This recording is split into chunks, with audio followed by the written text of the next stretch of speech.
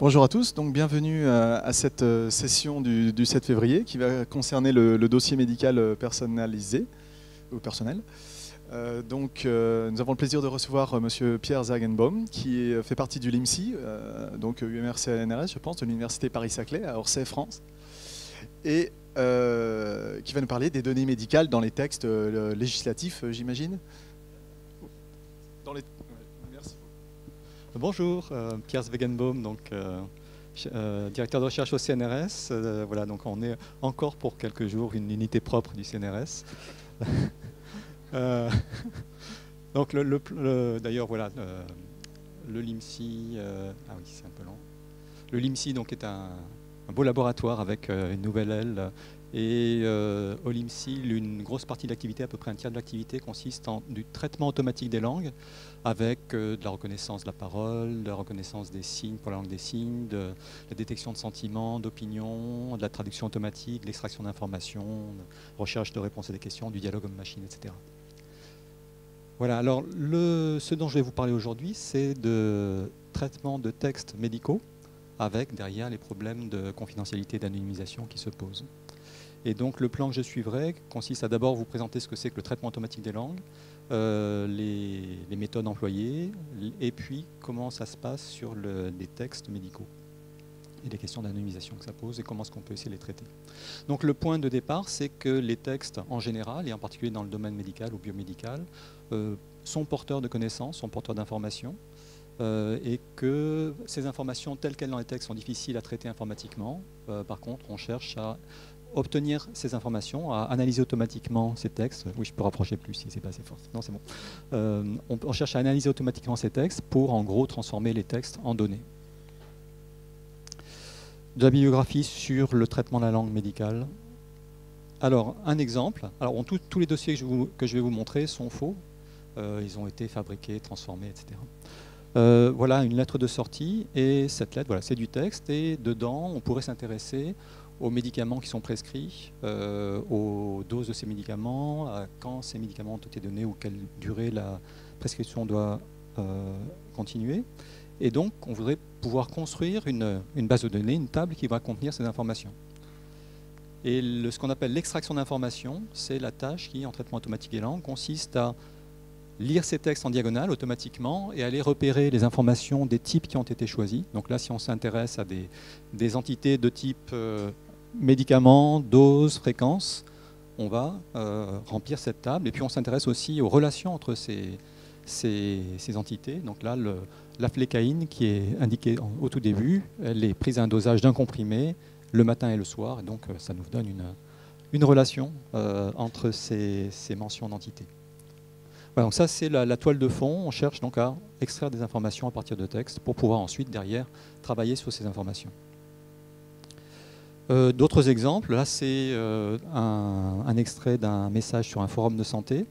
Le patient a pris un médicament, Crestor, pendant un certain temps, et puis il a des problèmes qui sont liés à ça. Donc là, dans ce type de texte, on va chercher à détecter d'autres types d'entités, dont de nouveau les médicaments, et puis éventuellement les posologies, mais aussi des signes, symptômes, diagnostics qui ont été constatés, en tout cas qui sont rapportés dans ces textes, et puis les relations, le fait que le médicament ici cause ces signes et symptômes. Voilà. C'est un autre exemple de tâche d'extraction d'informations à partir de textes, ici à partir de forums de santé. Autre exemple, les certificats de décès dans lesquels les causes de décès sont écrites en langue naturelle. Donc ça, c'est un exemplaire en anglais. Bon, il y a les mêmes en France, enfin, en tout cas les mêmes champs.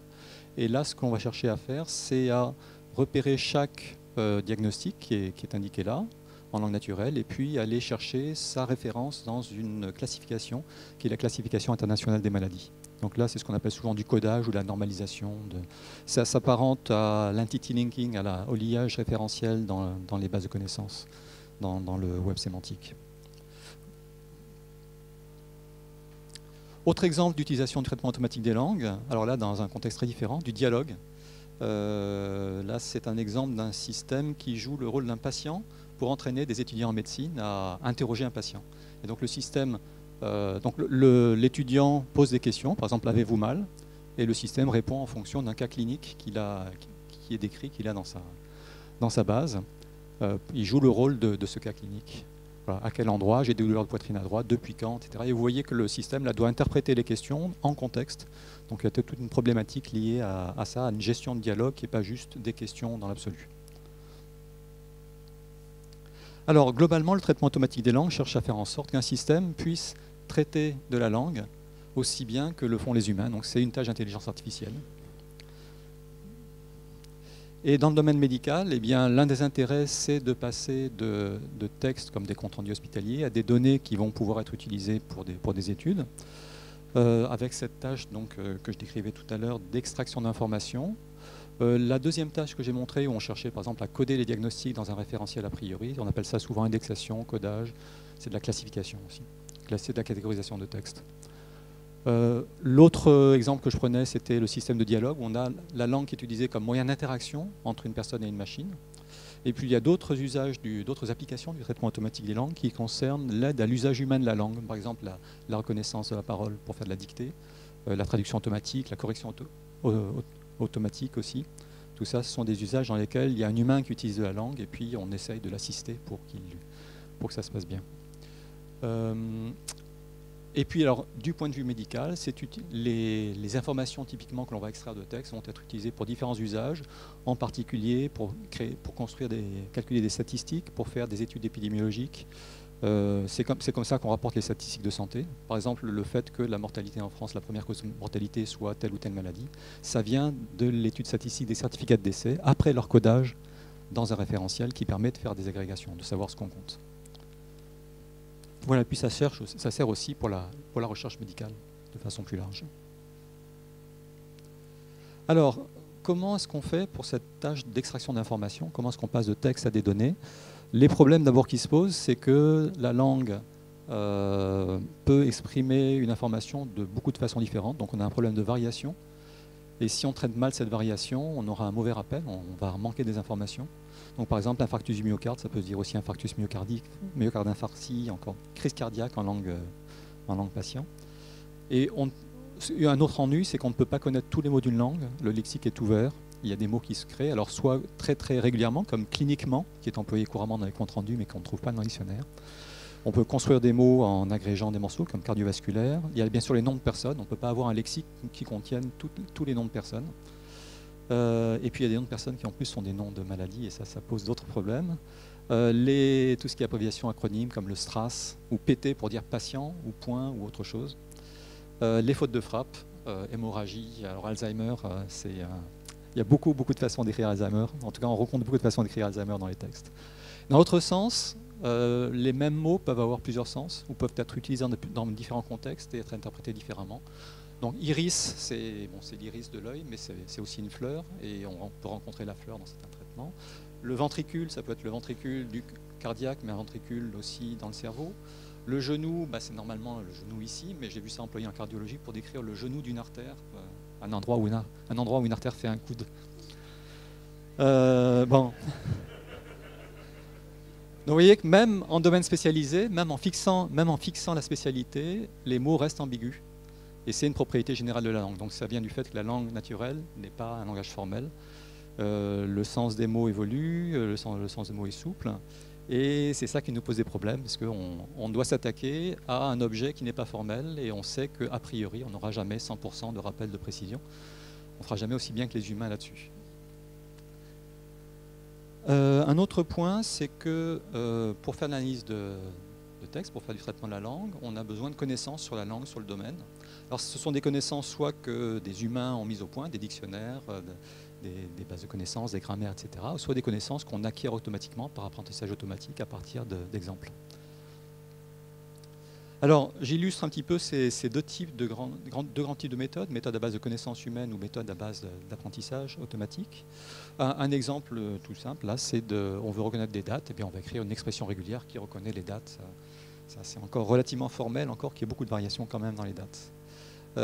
Pour détecter des signes, symptômes, eh bien on peut partir de grands lexiques, construire des variations, faire de la distance entre chaînes de caractères. Voilà, ça c'est un exemple qui est de phrases qui sont traitées avec un logiciel américain libre qui s'appelle CTEX, qui inclut de grands lexiques de termes médicaux en anglais.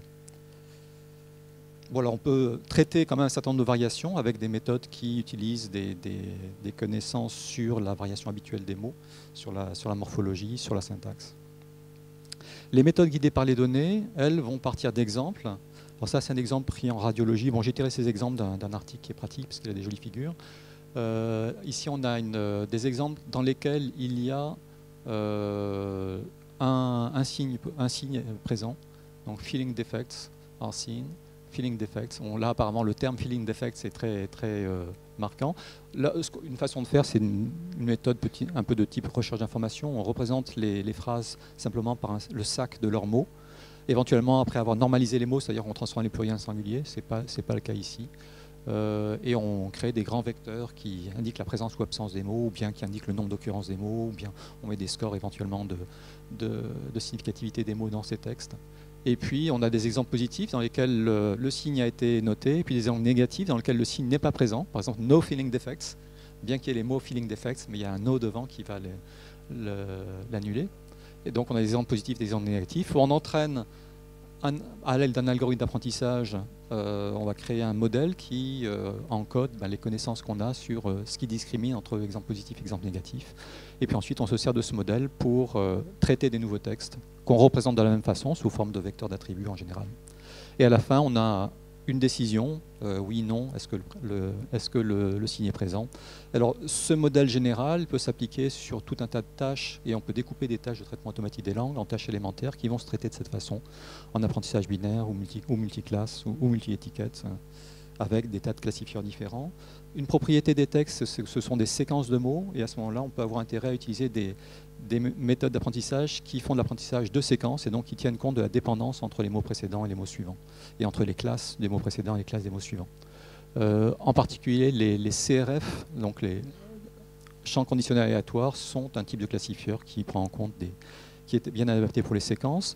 Là, ce que j'illustre en reprenant un schéma d'un article de Franck Dernoncourt tiré d'une architecture de Guillaume Lample, c'est les méthodes actuelles les plus efficaces du moment qu'on a suffisamment de données d'entraînement, des méthodes neuronales avec des réseaux de neurones qui vont prendre en entrée des représentations vectorielles de mots, et ici aussi qui utilisent les représentations vectorielles de caractères, c'est-à-dire qu'on va plonger les mots dans un grand espace, enfin dans un espace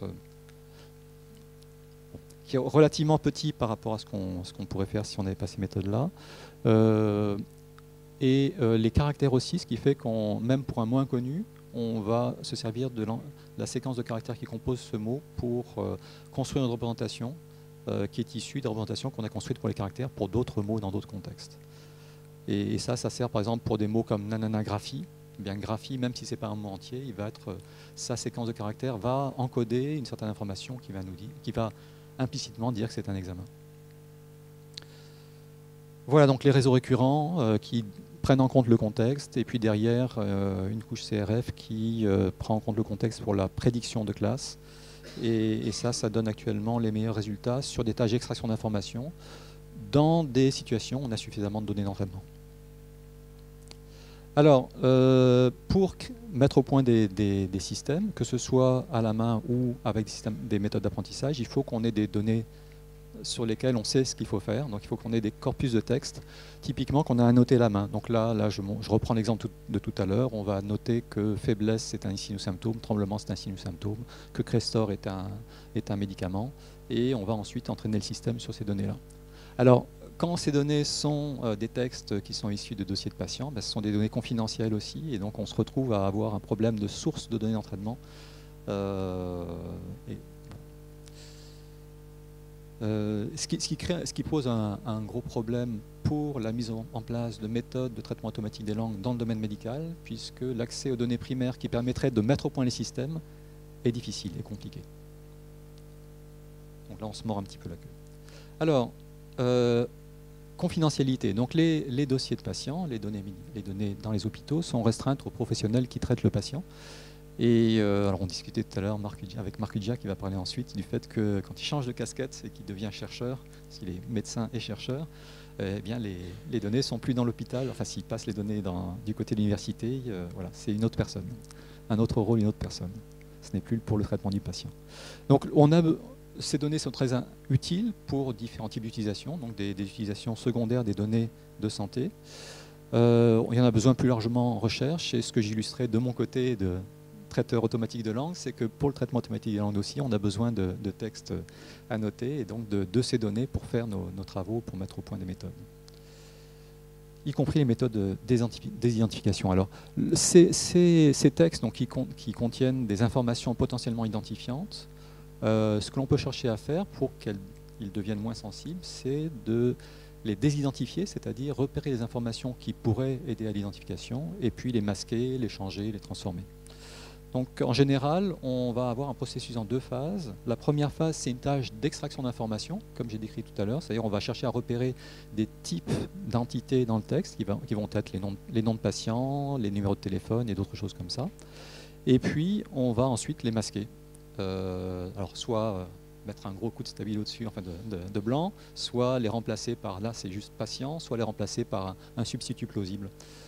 Exemple, alors c'est un peu petit, je vous raconte. Donc voilà, on part ici d'un texte, un dossier, un compte rendu hospitalier, dans lequel on va repérer qu'ici il y a une date, ici il y a un prénom, ici il y a un nom de famille, encore une autre date, un nom de médecin, une adresse. Voilà, donc ça c'est la tâche d'extraction d'informations. On repère ces empans de texte qui contiennent des informations d'intérêt. Ici, des informations d'intérêt, celles qu'on cherche à détecter, c'est celles qui seraient potentiellement identifiantes. Et puis, dans une deuxième étape, donc là, voilà, c'est la tâche la plus difficile au départ, hein, c'est de ne pas rater d'informations identifiantes et puis ne pas aller croire qu'il y a une information identifiante là où il y a juste une information utile, par ailleurs. Et ensuite, là, ce qu'on fait, c'est qu'on change les dates. Donc, on transforme les dates en une autre date, on change les noms. Donc Jean Dupont ici va se transformer en Charlie Martin. Le CHU, on ne le change pas, non, c'est pas dans cette étape.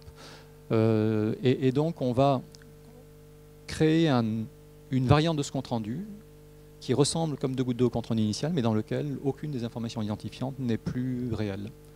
On a remplacé ça par des substituts plausibles. Alors quel est l'intérêt de remplacer par des substituts plausibles? D'une part, d'avoir un texte qui reste lisible. Et en particulier quand on applique des méthodes d'analyse de texte derrière, elles fonctionneront correctement dessus a priori, alors que si on avait juste effacé les informations, ça ferait un texte cassé qui serait difficilement analysable. Et puis un autre intérêt, c'est que si jamais on a oublié un prénom, si jamais on a oublié une information potentiellement identifiante, eh bien ça ne se voit pas. Si au lieu de Charlie Martin ici, il y avait Jean Martin, vous ne sauriez pas que Jean c'est le vrai prénom par rapport à Charlie. Et donc, dans le texte final, vous ne savez pas si le nom ou la date sont des vraies dates ou pas. A priori, elles sont toutes fausses, enfin, elles sont toutes fictives parce qu'elles ont été remplacées. Alors, quelles informations supprimer? Tout ce qui est potentiellement identifiant.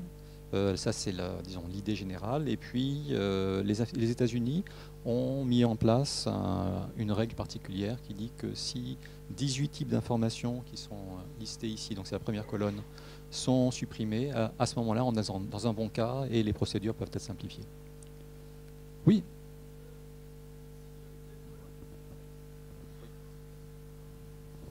Alors, si c'est le même patient, oui.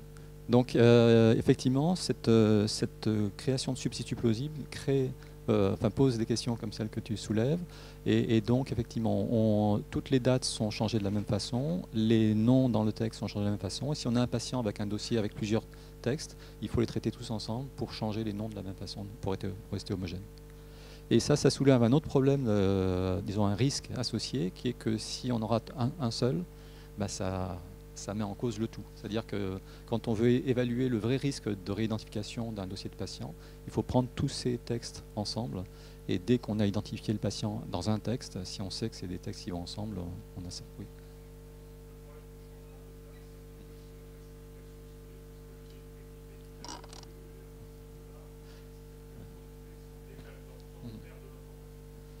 Alors ça, c'est une très bonne remarque aussi. C'est-à-dire que quand on modifie ces textes et qu'on efface ou transforme certaines informations, on va perdre certaines informations qui pourraient être pertinentes pour certains traitements. Ou en créer des fausses, mais en tout cas, à partir du moment où on sait que les noms de personnes ou de lieux ou les dates ont été changés, eh bien, on doit savoir que tout traitement qui dépendrait de ces informations ne peut plus être fait. Oui, oui, oui, aussi, tout à fait. Et alors, nous, on a essayé de jouer là-dessus pour que les transformations restent plausibles, mais pareil, il y a des biais régionaux. Donc, si on change les lieux et qu'on a des maladies qui sont liées, par exemple, au bord de mer, il faut avoir une autre région au bord de mer. Enfin, voilà. Ça complique les choses et on a essayé de prendre ça en compte, mais voilà, c'est vrai que c'est des questions importantes et intéressantes. Donc voilà, IPA. Alors, quelles sont les performances des systèmes de désidentification automatique?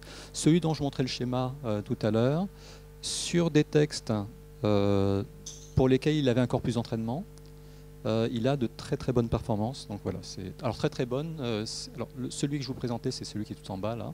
Il est à 4. Alors selon les cas, alors en F mesure, qui est la moyenne de la précision et du rappel. Dans ce cas-là, vous voyez, c'est au-dessus de 97, près de 98. Et alors ça dépend ensuite de type d'information qu'on prend en compte. Dans le schéma précédent, il y avait plusieurs colonnes.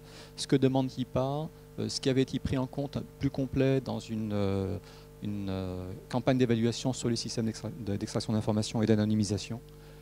Voilà, avec les demandes plus complètes, on est à ce taux-là. Et puis non, IMIMIC, pardon, c'est encore une autre colonne qui est relativement complète aussi. Et donc, j'ai pas ici dans cet article les résultats sur IPA.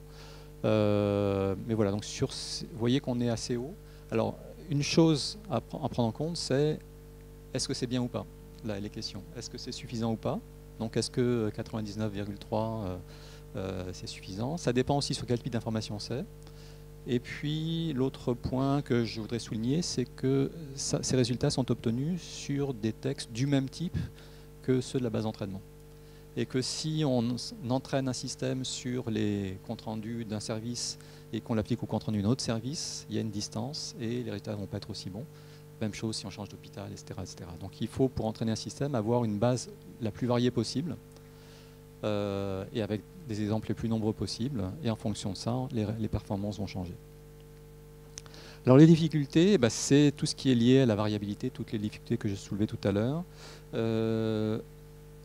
Plus des choses comme voilà, alors, ambiguïté. Voilà, Robert Debré, ça peut être un nom de personne, mais c'est un nom d'hôpital aussi. Ça va être employé dans différents contextes. Les noms, alors il y a vraiment beaucoup de variations pour les noms.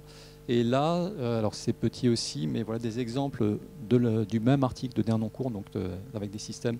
Et là, il a montré les exemples qui n'étaient attrapés par aucun des deux meilleurs systèmes qu'il avait mis en place. Alors par exemple sur les noms de patients, dans le texte ici, on a une partie pleine d'abréviations, pleine de mots très courts. Et donc je vous lis le petit passage ici. Due 22D, Fran B03, ABN, PAP 24, néphropathie, etc. C'est une sorte de code. Mais là-dedans, ici, Fran, c'est un prénom, Fran comme l'abréviation de Françoise. Et il fallait reconnaître là, et le système l'a raté. Et on comprend bien que ce soit difficile de trouver ça. Pareil, la ligne suivante, HPC daughter, numéro de téléphone, Flowers, entre parenthèses son, numéro de téléphone. Et Flowers, c'est le nom du fils du patient, je suppose, ou de la patiente. Voilà, donc, et Flowers, c'est aussi des fleurs au pluriel, donc c'est pas facile non plus. Donc il y a tout un tas de raisons qui font que ça peut être difficile.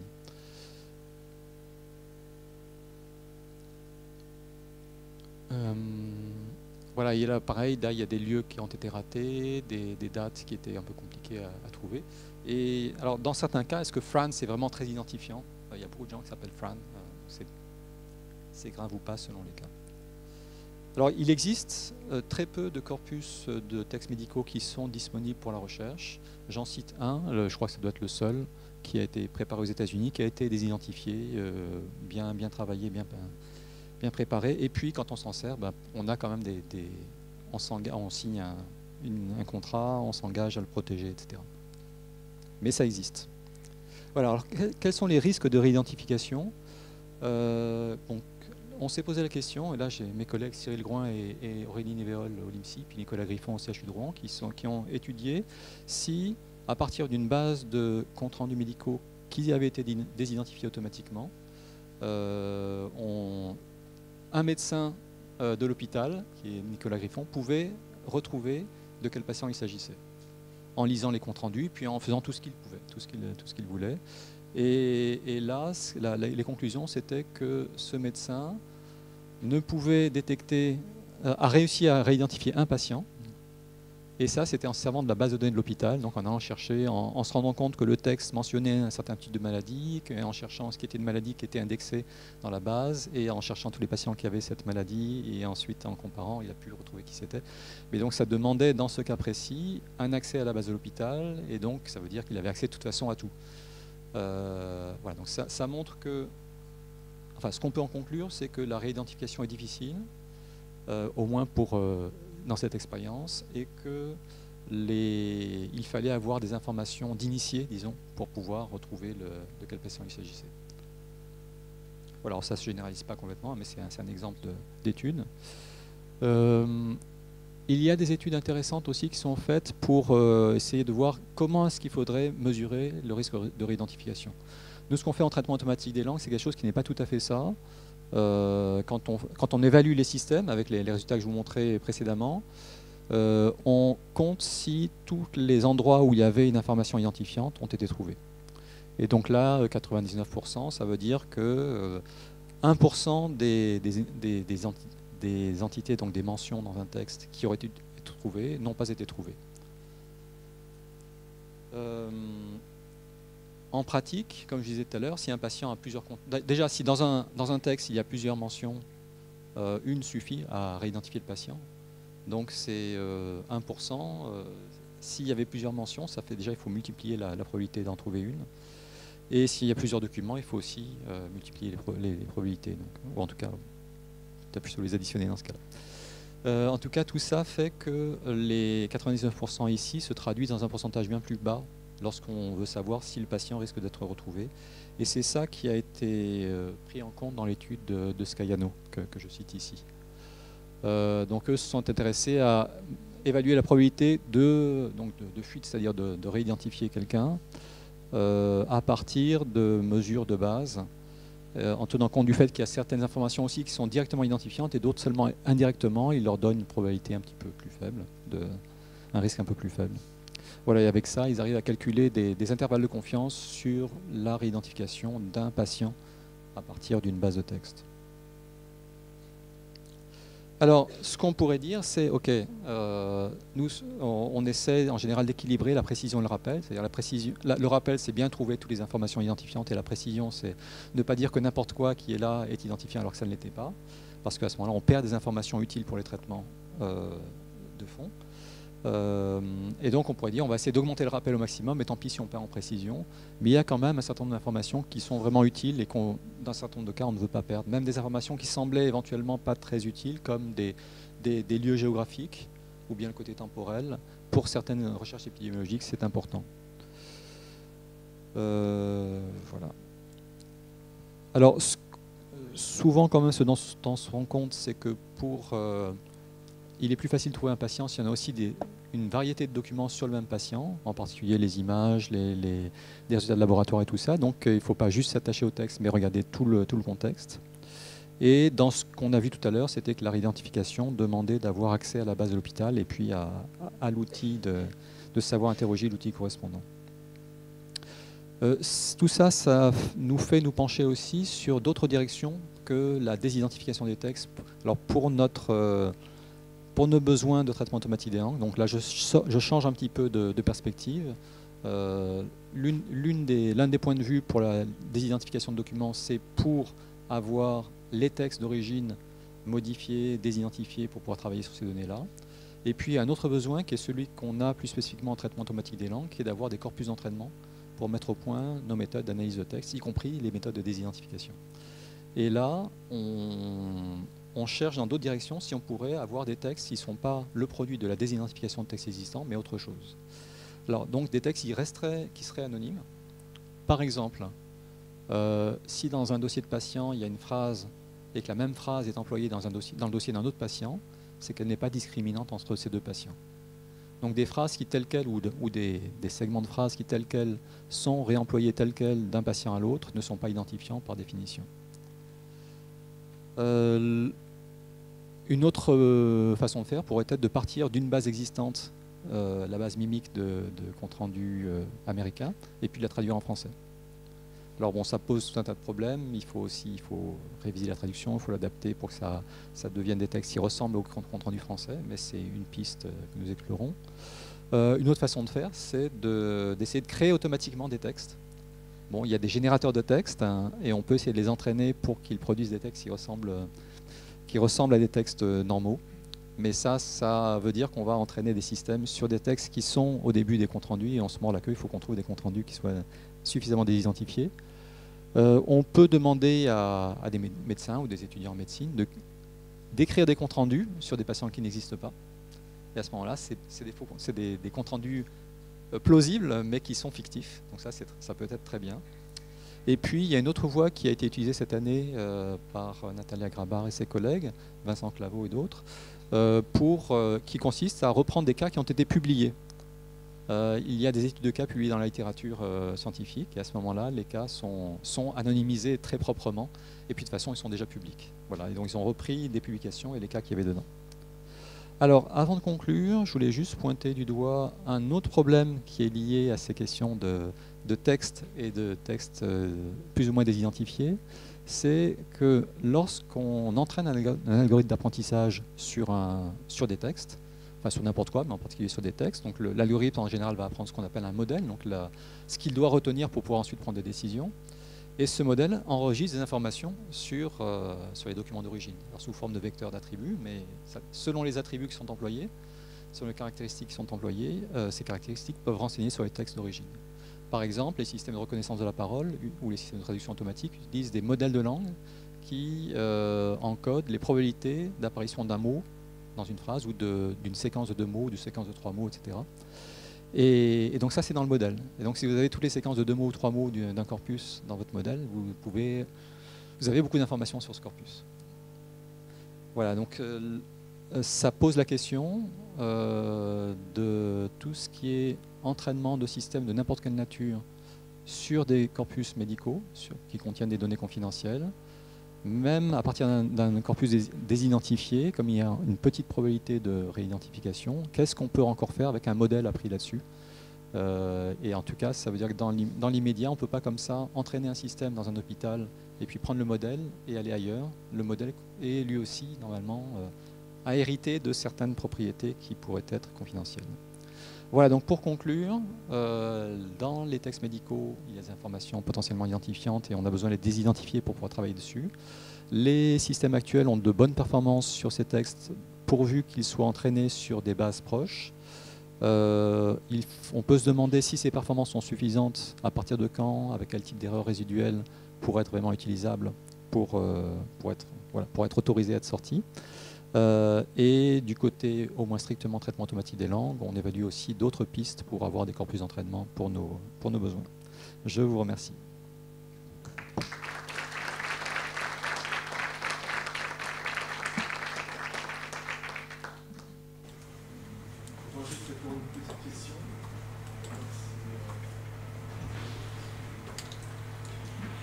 Sur la solution phrase récurrente que vous proposez, est-ce que les médecins seraient intéressés ou engagés vers l'usage d'un corpus de rédaction standard de phrases récurrentes qu'ils mettraient dans leur...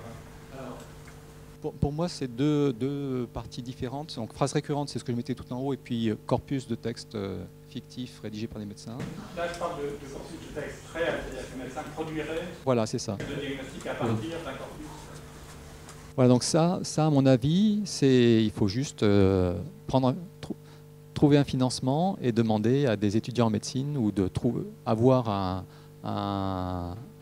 mettre en place une tâche, avoir un accord avec un CHU pour mettre ça soit à l'intérieur de la formation des étudiants, soit en marge. Mais voilà, c'est quelque chose, à mon avis, de faisable. Et en tout cas, c'est quelque chose qu'on regarde de près. On a en tête des financements pour lancer ça.